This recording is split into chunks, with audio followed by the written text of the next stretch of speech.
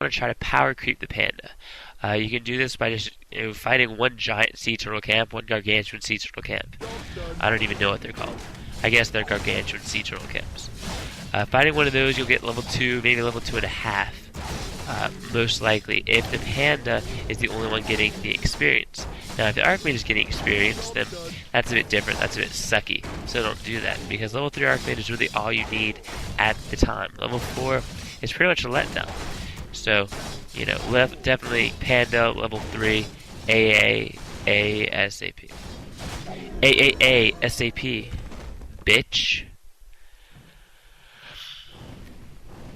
Yeah, I kind of think it's funny how Storm is doing the same thing that Todd did last game, except he is actually not pushing, which is so it's, you know, stupid.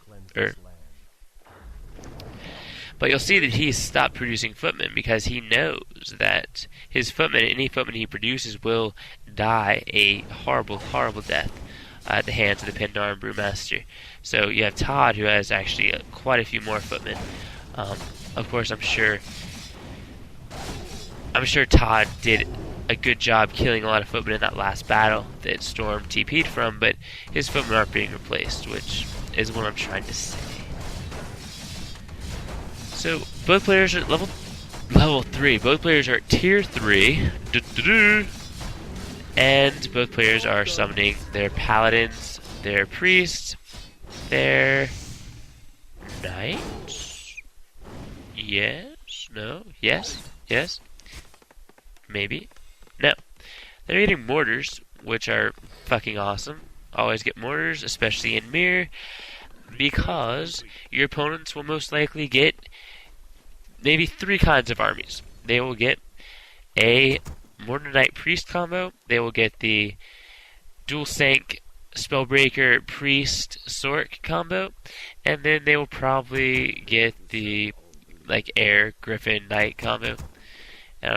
Mortars are good at pushing any base, and they kick ass against sorceresses and towers and priests and units that are 1,000 feet away. So definitely, I think it's really fun to get those, especially since they just are a really fun unit to have. I'm not even sure if they cannot even even they could suck. They could be the worst unit in the game, and I would still get them because they are fun as hell. It's interesting because Todd is in the exact same position that his opponent was in last game, being so far away from his base when the opponent tries to push. Of course, the Firelord push, very, very strong, but the problem is that he waited so fucking long. He waited for his Paladin.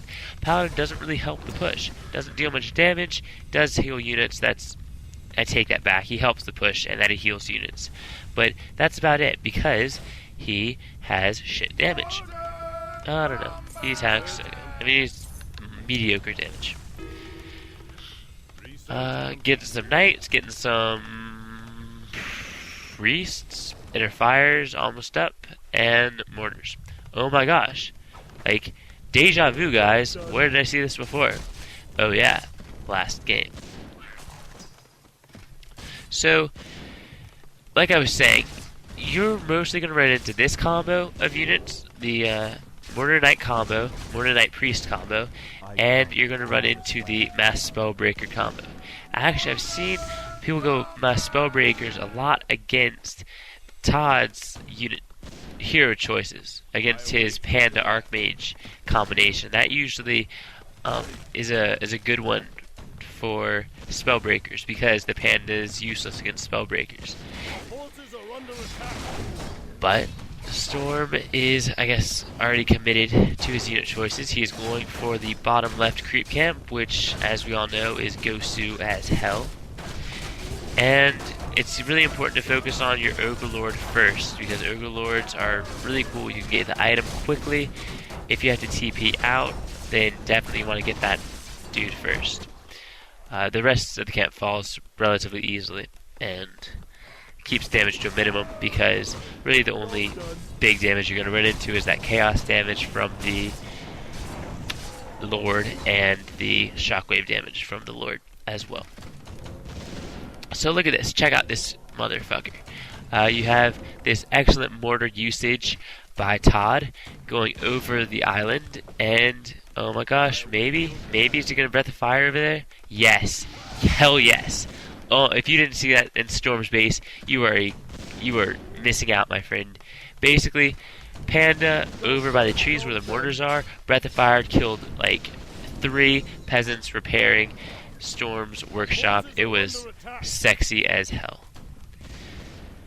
I think it's good to mention that the animation for Breath of Fire, actually, it goes out a little bit further than the animation goes, and so you have actually really good range compared to a lot of other abilities. There's something to think about.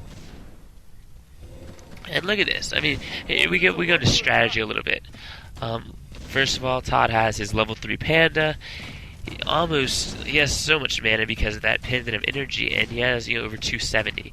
So you're looking at 2 Haze Breath of Fire attacks. Each of his abilities costs 75 mana, and so you're looking at 2 rounds of that ability, of that combination.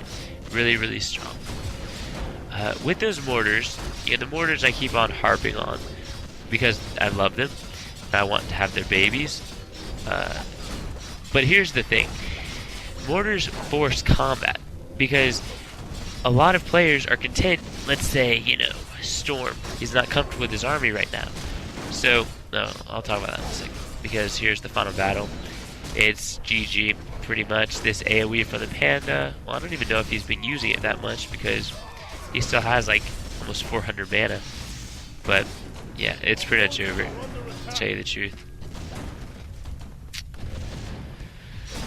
You have, altars going down to mortars. Archmage level 4. Paladin's almost dead, doesn't have enough, yeah, he does. Just enough mana for some divine shield action, but it's not going to save the other people. Alright, yeah. So, G to the max. Alright, back to mortars, because hey, maybe I'll change this theme to the secondary heroes and mortars. That'll be the theme of this audio commentary. I like that. So mortars basically force combat.